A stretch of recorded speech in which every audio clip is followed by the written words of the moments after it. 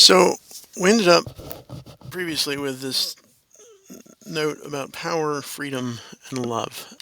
And these ideas, we see them from the outset in Plato's readings. I didn't, obviously, the power stood out in the Gorgias, right? The discussion of what is real power. And that had something to do with freedom because you can't have real power if you're not actually doing what you want, right? That whole idea of are you doing what you want or are you doing what seems right?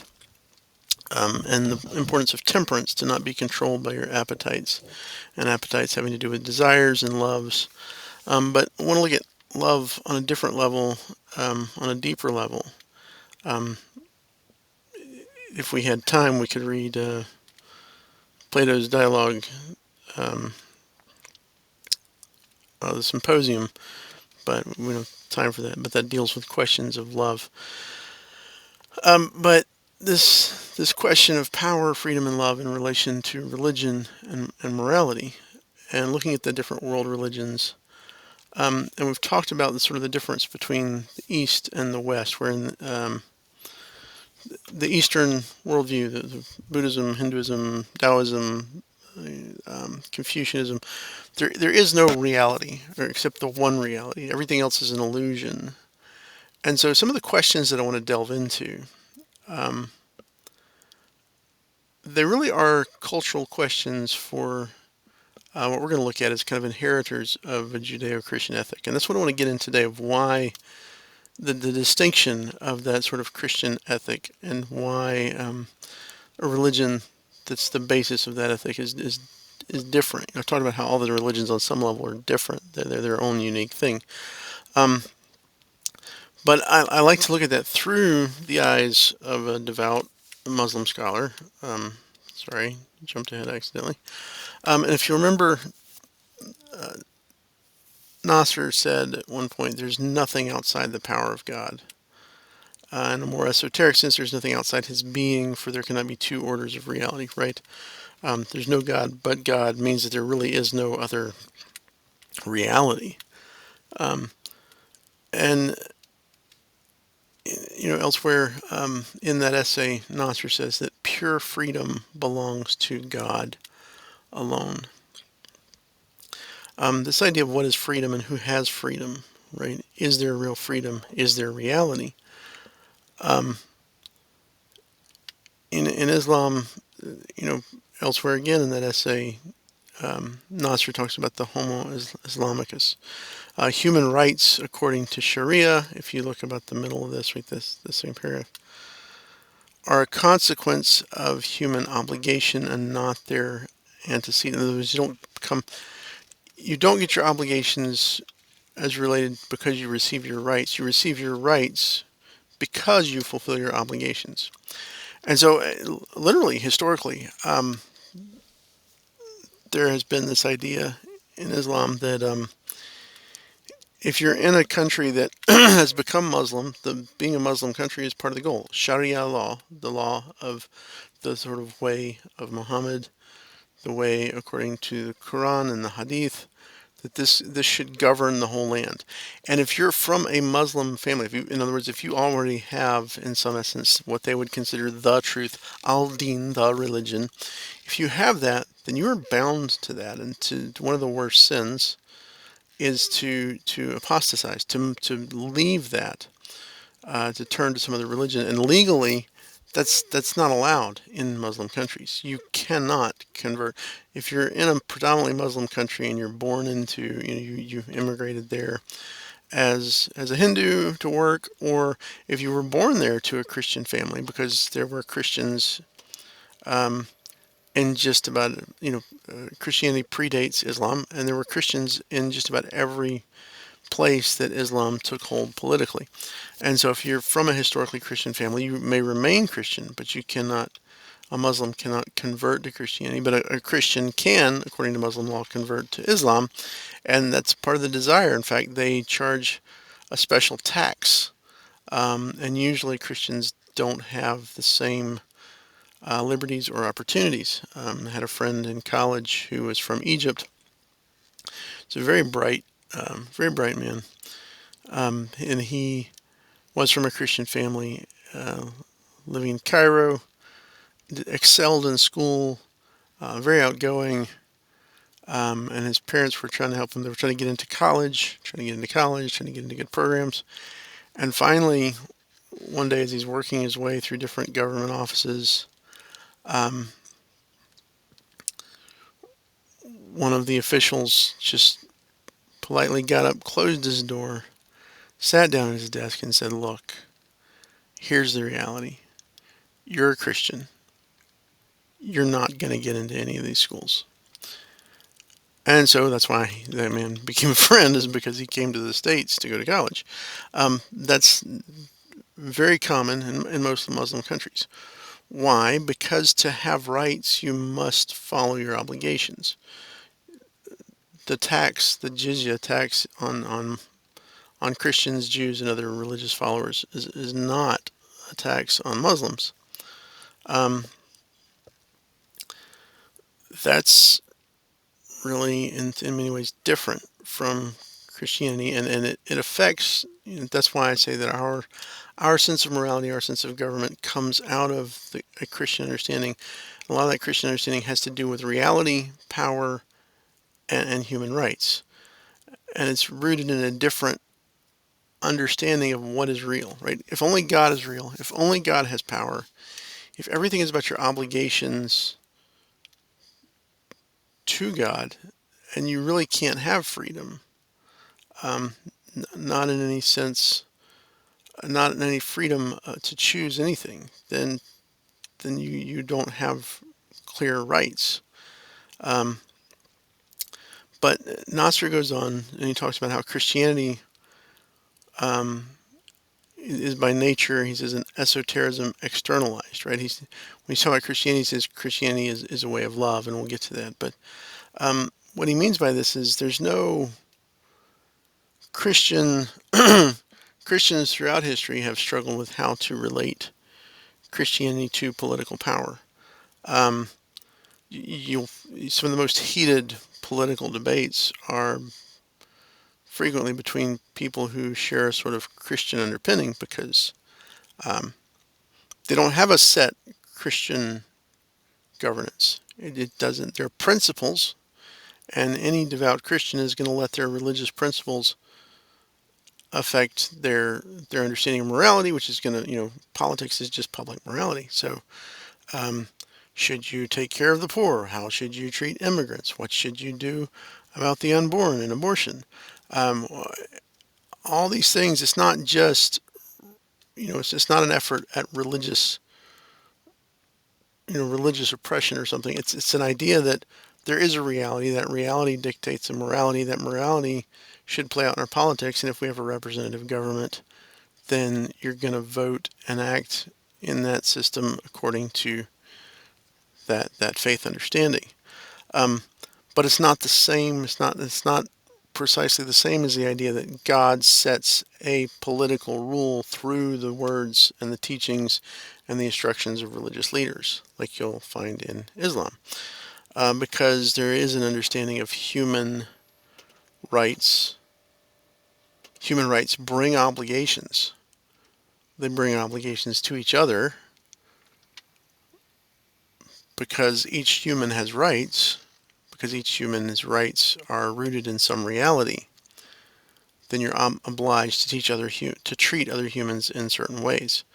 That may seem like a nuanced difference, or not huge, but it can make a huge difference in the end, and it's going to also affect some of the final questions we're going to look at this semester.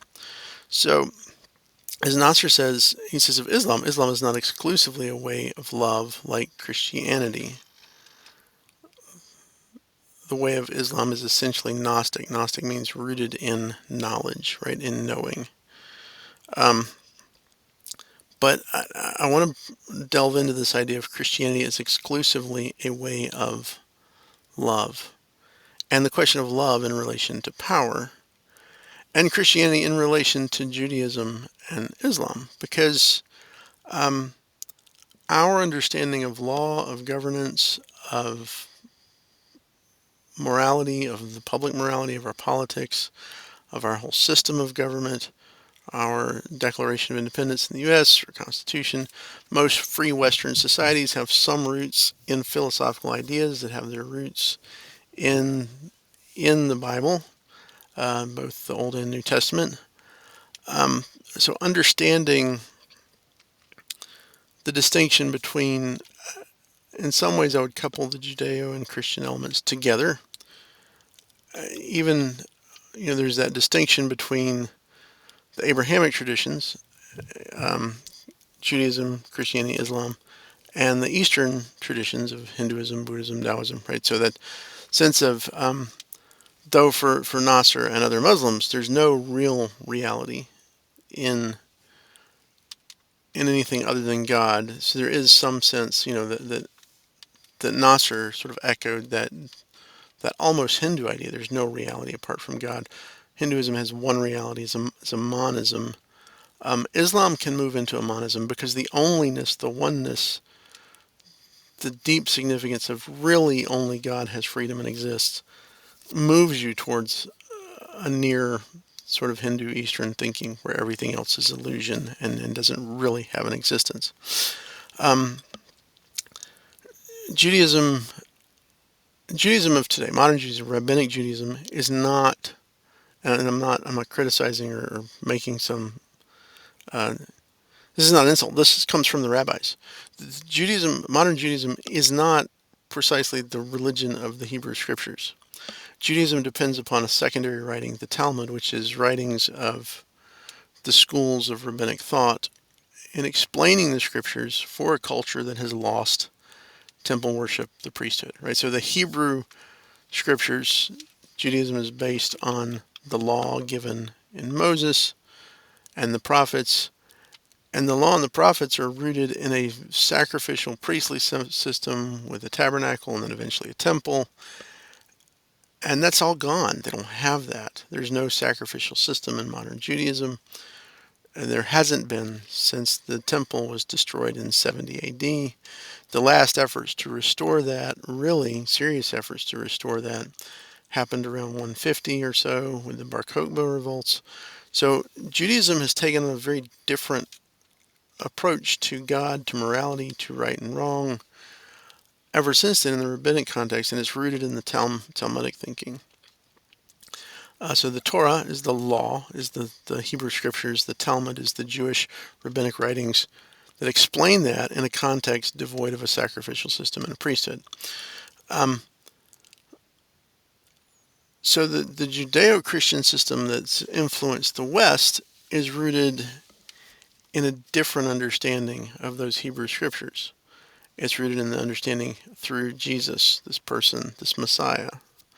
Um, and there's a real distinction between all of that and Islam. Because in Islam, you have this idea of Sharia that we saw in the Nasser essay, right?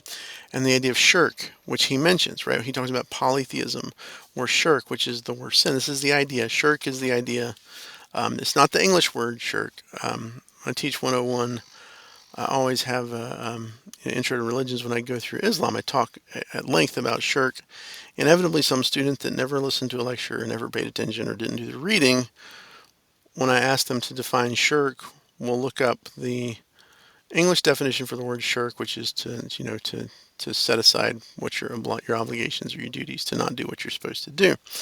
Shirk is an Arabic word. It's a transliteration of an Arabic word, which has to do with assigning partners to God, a goddess, a sun, right? And so any effort to make your own law is shirk, because only God is real, only God is God, and only God makes laws. The only proper response to God is to obey and submit. He is ruler, you are servant. He is master, you are slave. Islam has to do with peace, but it has to do with peace as, Muhammad said at one point, Abraham was neither a Jew nor a Christian. He was a Muslim, that is, one who is submitted to God. That's how he described Muslim. Muslim literally means, this person who follows the way of salam, peace. but he defined it as one who is submitted to God. So Islam literally means submission, peace through submission to God.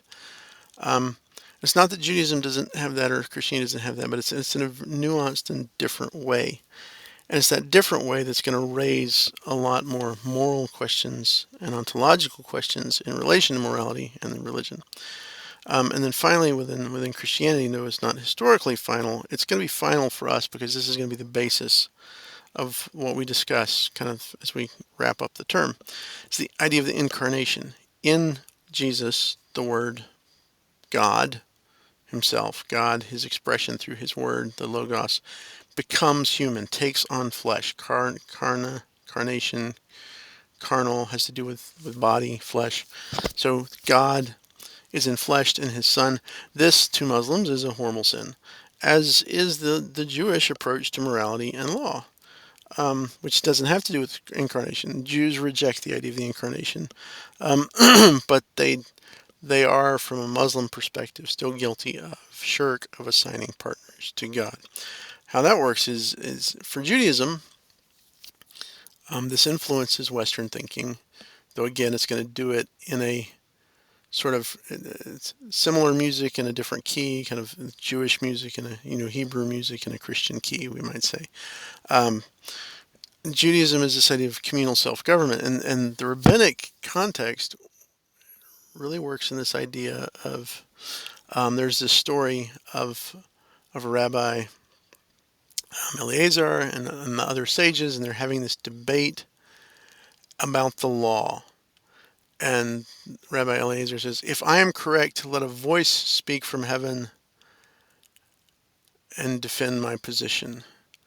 And so God speaks from heaven that Rabbi Eleazar is correct in his interpretation of the law. And then the rest of the sages, instead of believing him, say, no, God, the law has been given by God to the rabbis. The rabbis are the interpreters. And therefore, um, the law is not with God anymore. The law is with us, and He's given it to us to interpret. And so a voice from God, from heaven, cannot tell us how to interpret it. It's our obligation and our responsibility and our right to interpret it as we understand it, and therefore God can't reinterpret it for us. God can't tell us how to interpret it. So it doesn't matter if a voice speaks from heaven. And at the end of the story, God laughs and says, my children have defeated me. That mentality to a Muslim is like, that's insane. That's shirk. You have made yourself, in essence, sort of equal with God. And so that's um, in some ways that's a rejection of Christianity, because in the Christian story, there are a couple of occasions in the Gospels where God speaks from heaven and validates Jesus. And so while rabbis oftentimes under Christian political rule after about 400 AD, until the Muslims begin to take control in the 600s. It's not wise to directly affront Jesus, though the Talmud does do it at certain points. Um, this criticism of Jesus, right? Jesus claimed to be a rabbi. Jesus had a voice speak from heaven to validate him, but a voice from heaven can't validate a rabbi. It's God left the laws with the community of the rabbis, and so the community sets what the law means. So no one member. So this idea of representation and communal self-governance, that's the essence of rabbinic Jewish thought. That is an affront to any idea within Islam. Um, Christianity is going to be distinct too, and though with some similarities. But for rabbinic Judaism, the idea is that you are making meaning. If you read any modern Jews, Viktor Frankl, um, I've just lost I've just lost the names of the other Jewish thinkers. I'm thinking of the major Jewish ethicists of the 20th century moving into the 21st century. There's very much this idea of we make meaning through our actions. We have, and we put, in essence, the Jewish community puts God on trial. Um, it's not God who tries us, it's we who try God. There's a lot of modern thinking in that, or a lot of modern thinking comes out of that, I should say. Um, Islam, as we look, we looked at the distinction between West, or between the Abrahamic faiths in the West and the East, right?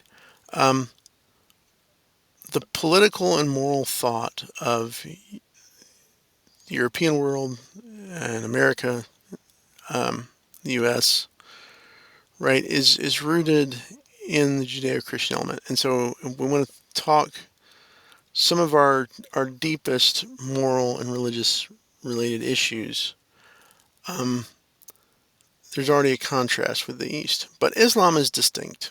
It doesn't have a lot of it has its own sort of moral and ethical challenges from a religious perspective. Um, for one thing, there are many schools of thought. Which one do you follow? Which hadith are most important? Who's the best spokesperson for Sharia, for the way of the Prophet, for the way of Muhammad? Who are the best spokespeople? Who understand it best? How do you apply it to things that didn't exist when Muhammad wrote, right? Airplanes or cigarettes or cars. Um, how does this ruling apply to those things, and who tells you how it applies? Because Muhammad's not here anymore. So Islam has its own sort of religious moral challenges, but the Western challenges of the relation between religion and morality are far more rooted in Christianity. For this reason, Islam is ultimately, what did Nasr say? Knowledge and power. Only God has power. And the religion, the al-Din, the religion, the one religion of the one God who has the power, is a religion of knowledge. Knowledge of what? Knowledge of what God wants you to do. So Islam, morality, ultimately comes down to divine command. There may be some sense in which you can look for, um, natural law, but Islam philosophically rejected natural law, probably well over 1,000 years ago. Al-Ghazali and others had a sort of theological, philosophical school of thought where everything that happens is done by God because only God exists really and only God has power really. So nothing you can't strike a match without his permission. You can't there's no real ultimate cause and effect because only God is free, right? Um, Interestingly, there's not in its root, and Nietzsche talks about God as dead, but for Nietzsche all that's left is sort of this will to power. Interestingly, the outworking of that kind of power-based, almost nihilistic approach to reality can manifest in an Islamic context. Um, Traditional Islam would often resist that, but if you think about that only God has power and power is what dictates everything, power dictates everything that can happen, does happen, will happen directly, and it's only God's power. There is no human agency at that point. It's the direct opposite of the sort of Rabbinic Judaism. In Rabbinic Judaism, God's power does not intervene in the world anymore. It's all up to us. It's human autonomy is the only thing that exists. And so the community makes decisions and enforces them as a community because only humans can enforce morality and they make their own meaning through morality.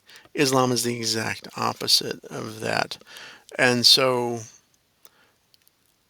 the problems we're going to start looking at soon have to do with, as I mentioned in the syllabus, right, that the relation of morality to the question of God's existence. And so one of the biggest challenges to the sort of Christian understanding of God and morality is the argument from evil. If God is good and God is powerful, why does evil exist? Islam doesn't really have that problem. Because if you experience something as evil, so what? Who are you? God is power. You just don't know something. So you're ignorant. Big deal.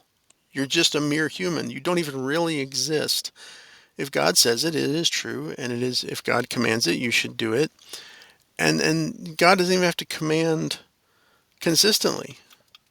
Um, Christianity is different, as Nasr says, because it's a way of love.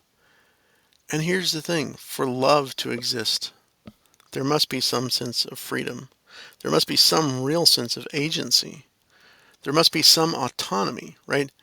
Um, think about, there are these AI, you know, relationships, but they're not really relationships, right? This computer tells you what you want to hear.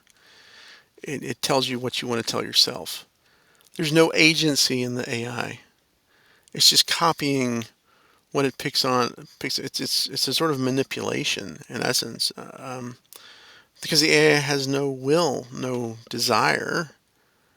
Um, to be loved is for someone to, of their own accord, set your well-being, your good, your happiness as important to their happiness, right? Like if you love someone and they're horribly sick and potentially dying and in deep grief, um,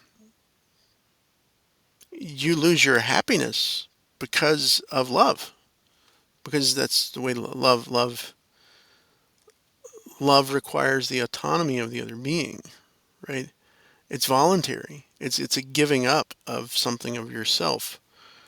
And so that's at the essence of Christianity.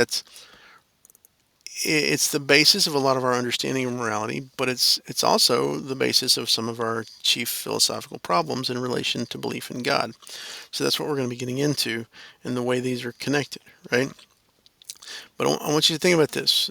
So I mentioned the West. I mentioned, European and Christian, European and American governance and morality being rooted in kind of Christian ideas, right? So here's the point. We hold these truths to be self-evident, right? The Declaration of Independence, what? That all humans, all men are created equal and endowed by their Creator with certain inalienable rights. Think of the distinction between that and what Nasser says about human rights in his essay. Human rights are dependent upon your fulfilling of your obligations. They're not self-evident, inalienable rights. It's the exact opposite of what the Constitution. Where does the American Declaration of Independence get this idea, right, that we have inalienable human rights? Where does that come from? Well, it doesn't come from. Um, sorry, I should have had one more slide here. We'll get to that in a minute. It doesn't come from any of the other religious traditions in the same way that you should treat, that you shouldn't enslave someone. Why? Because they're a human being. Why should that matter? Human beings have always enslaved human beings. It goes back through history, through archaeology. We can find evidence of it in every place throughout history. Humans have enslaved humans. You ought not do that. I mean, understand that some of the first and strongest abolitionists um, were motivated by a Christian faith. William Wilberforce, Frederick Douglass, um, John Quincy Adams, William Jennings Bryan, even to some degree Abe Lincoln. They're motivated um, by this sort of Christian thought. In fact, the Grimke sisters were from South Carolina. They're two daughters of a very wealthy plantation owner, um, judge in the South, pre-Civil War, has all kinds of slaves. His two daughters become just they're devout Christians. They study. Um, the judge, their father, had told his oldest daughter, if you were a man, you'd be one of the best lawyers I've ever seen. She studied Hebrew, Greek. She knew the Bible backwards and forwards. She was a devout Christian. She interacted with the Quaker movement, which Quakers were a Christian movement that were very anti-slavery in the U.S. So these two Southern girls raised by a plantation owner, judge father, become abolitionists. Why? Because of their Christian belief. I'm not saying that all Christians believed in abolition. Obviously, there were Christians who used their certain kind of choice passages in their Bible to defend their use of slavery. But the point being is that the system that wanted to do something to get rid of slavery is rooted in a certain understanding of the Christian faith. Um, it doesn't mean that other faiths don't see some value in humans. It's just that idea of inalienable rights as humans comes out of this Christian understanding of the world. And to make that point, I want to go back east, right? Buddhism. Um, a lot of people think that the Buddha, because in Hinduism there's this straight caste system, right? And the Buddha was a prince living um, in a Hindu region. He was a high caste person. He had everything he could want. His father didn't want him to want for anything or ever suffer. But when he sees suffering, it just shakes his world up and he doesn't know what to do. So he goes to look for an answer to suffering, right? Well, within Buddhism, so within Hinduism, you have to be from the upper caste to achieve moksha, uh, release from the cycles of samsara. Samsara is the cycle of life, death, and rebirth. It's a cycle of suffering, and the point of Hinduism is to leave that cycle. The point of Buddhism is to leave that cycle. The Buddha is sort of a Hindu reformer. He accepts the idea of samsara, he accepts the idea of needing to escape samsara, but he presents a different path to do that. He calls it the middle way. It's different from trying to climb through the caste system by birth, life, birth, re-death. Um, so a lot of people said, "Oh, well, the Buddha was for equal rights." Well, no, the Buddha doesn't have the concept of rights like we do in the West. He's not interested in rights. It's not that he's harsh or doesn't care. Rights are a this world issue. They're part of the illusion. His point is to escape suffering. And if you want to escape suffering, you're not going to escape suffering by focusing on your rights. And so he rejects the caste system philosophically and religiously. If you're the lowest caste, if you can do it, if you understand the reality that you're a part of, and you can escape your ambitions, if you can follow the Eightfold Path, then you too, low caste member or untouchable person, you too can escape samsara and achieve nirvana. You don't have to elevate yourself through the caste system. But he never did anything political, and he didn't teach to do anything political. The Buddha was interacted with high caste members, never criticized their structures, their caste structures, their abuses of power. Never. One of the most severe kings in the Eastern world, in Burma, um, became Buddhist and established Buddhism as his national religion. He was severe. He was harsh. He enforced a sort of acquiescence to Buddhism. Um, it doesn't produce an idea of human rights because the point is not to be human and the point is not to pursue your rights. The point is not to pursue anything that has to do with this life because this whole life is an illusion. And so the Buddha is not about any kind of social structural change. There's no motivation to do that. And again, it's not a indictment against the Buddha. It's just a point of this is a distinct and different understanding of the world and the world in relation to morality. Um, I remember I've come back to this, the idea that what is good depends on what is real. So the reality of nature determines the goodness of something, and the goodness of something has to do with what is right and wrong. You should do the things that produce good. You should not do the things that produce bad. That's what right and wrong have to do with. So what is good has to do with what's real. If nothing is real, if this world is not real, if your human life is not real, if humanity itself is not real, because understand within the system of samsara and reincarnation and the point is not to be born into a higher caste as a human or even to be born as a god of sorts within Hinduism, because all of those places are still a failure to escape the cycle. And the cycle is the place of suffering. You may have a comfortable landing place for 70 years, 100 years, 1,000 years, whatever. But the point is, if you ever read there's a Upanishad, the Catholic Upanishad, where this young man, Nachiketas, he he's talking with death and he's trying to figure out what happens after death. And death is like, let me give you a really long life, like for thousands of years with all the wealth and all the women and everything you can want. He says, yeah, I still die at the end. And there's still suffering in the world. So what? What does it matter? Um, this world has no significance to it within that Hindu Buddhist structure of thought because it's not really real. And so nothing about it can be really good or really matter. What's the point is escape. Um, Christianity, from its Hebrew context, right, the Judeo-Christian understanding that informs Western thinking about morality, is the idea that God created the world, not an illusion. It's a real world that he set as something apart.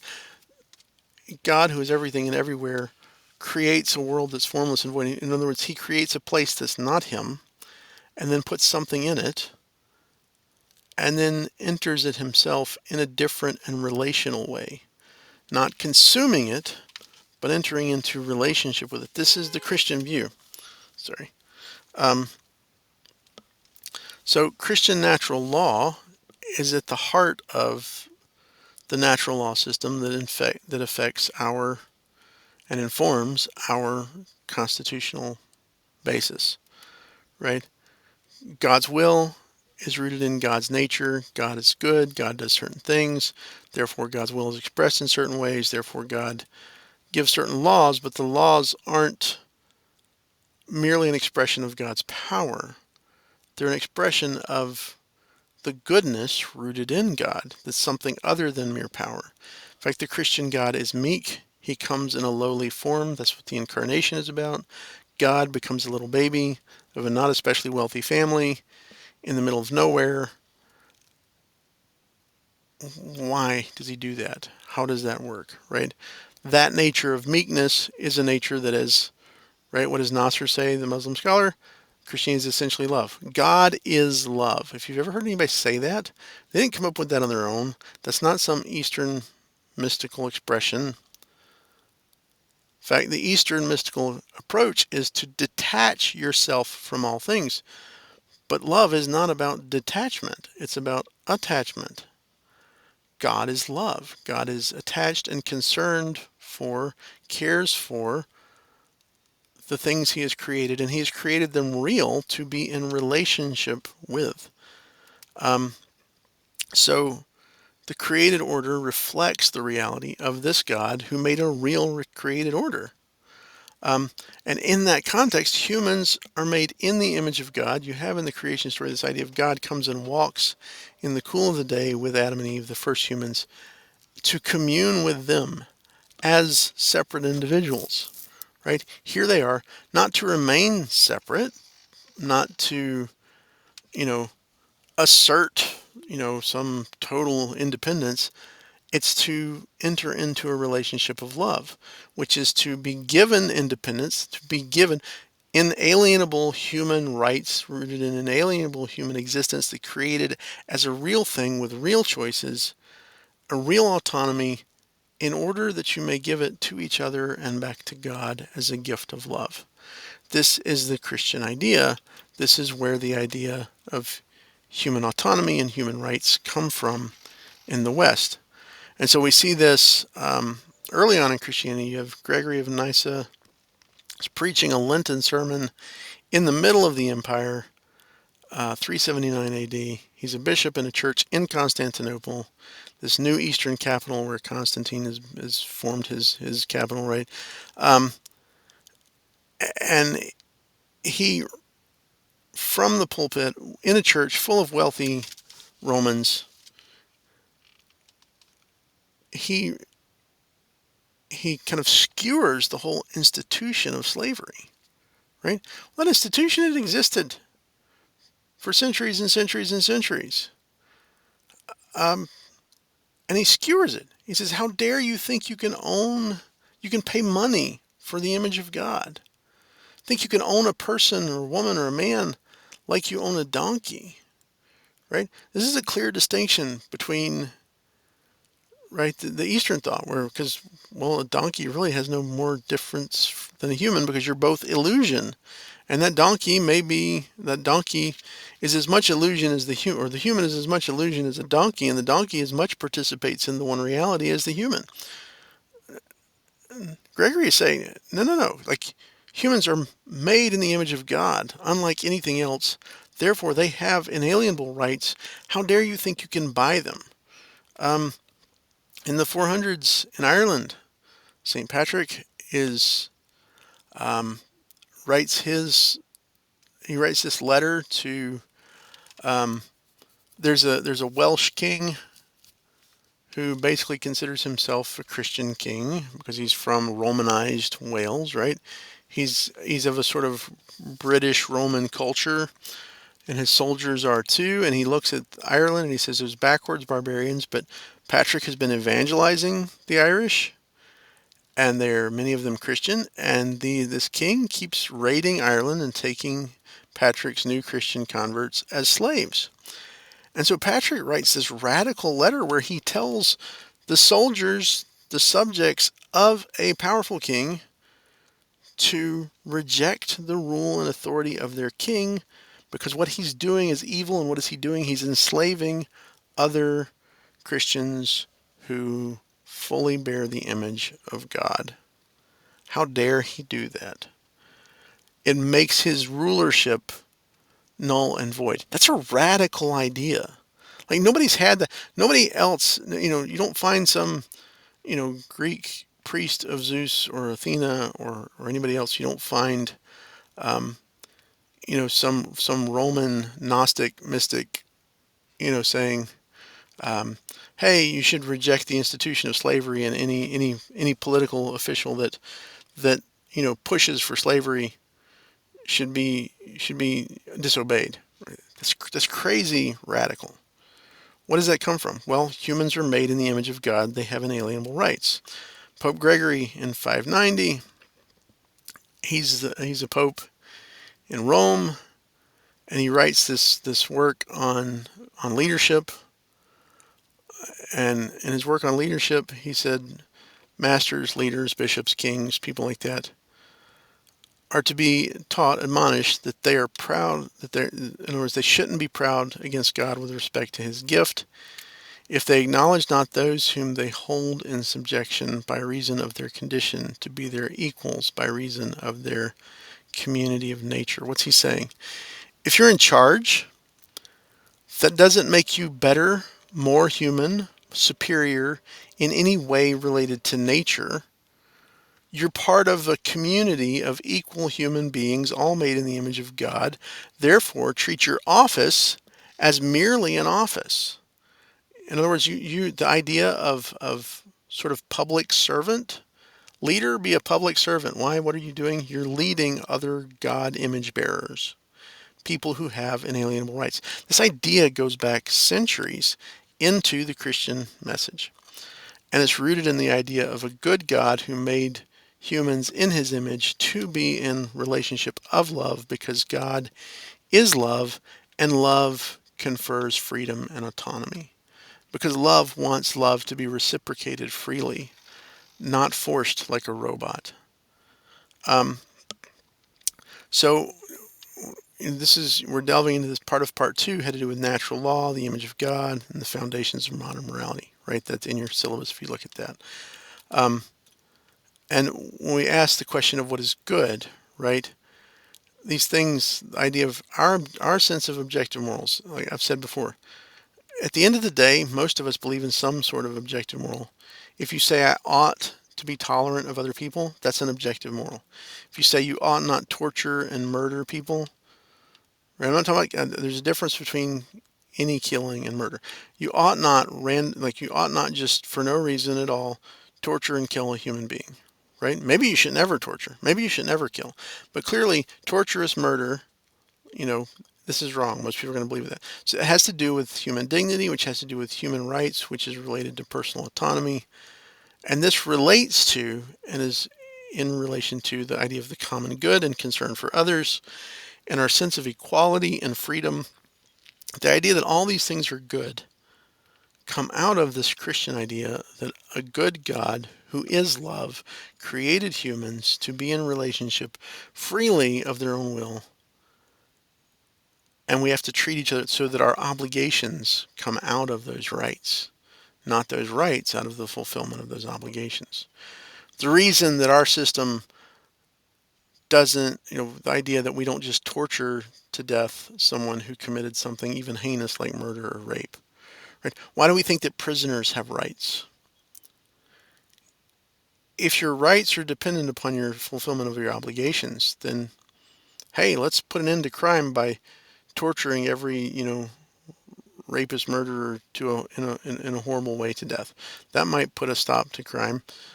Maybe, maybe not. But the point being, we don't talk about it that way because we still believe that those people, no matter how horrible the thing they did, there's some value in the sense that they're human. I mean, this is why some people even argue against the death penalty at all. Why? Because the right to life, the right to not be killed, isn't merely dependent upon your fulfilling of certain obligations. It's dependent upon what you are as a created being. That comes out of this sort of Judeo-Christian ideal. So when we look at Christianity as the way of love, this is how it impacts our understanding of morality in the Western political culture and structures. This is our understanding of good and evil. But as we move forward, we're going to look a little more at that, but we're also going to look at the way moral arguments relate to our idea of the existence of God. So we're going to wrap up the term, and we're going to wrap up your final project has to do with making arguments against God from morality or for God from morality. Interestingly enough, two of the strongest argument of the atheist against the existence of God is rooted in what? The existence of evil. Evil is a moral claim. To say that something is evil that shouldn't be is to make a moral claim. And so one of the strongest arguments for atheism is a moral argument. If God is good and powerful, then evil should not exist. That's a moral claim. On the flip side, one of the strongest arguments for the existence of God is rooted in morality. The sort of famous discussion in Dostoevsky's Brothers Karamazov is this idea that if God does not exist, then all things are permissible. As the one brother, I've totally lost his name at the moment, but as he says, is if God does not exist, then all things are permissible. It's this idea that there is no basis, there's no grounding for objective morals, not real, true, deep objective morals, not human rights over against, to the point that I might have to sacrifice something of myself to recognize the right of another to exist and to thrive and flourish. That level of morality doesn't exist unless you have an idea of God. So the case for God is based on morality. So we're going to look at both of these. We'll have a little bit more to wrap up with some other questions about natural law. We're going to look at some questions of, are there alternative, do we necessarily need a God in order to say that there is morality? Can we find a natural law apart from God? Can that sort of natural law, can nature intend things? What is consciousness? Is consciousness enough to supply a basis for human rights that are at the basis of our laws? Can evolution give us a natural law that gives us consistent and fulfilling ethical structure? We're going to look at those. At the end of the day, I don't think they can, but we're going to look at them. And then we're going to come back to kind of a Christian understanding of natural law and as the basis for our sort of modern, postmodern, post-Enlightenment, Western, European American morality and understanding of politics and morality. And given that, we're going to look at those arguments for and against God. So that's where we are at.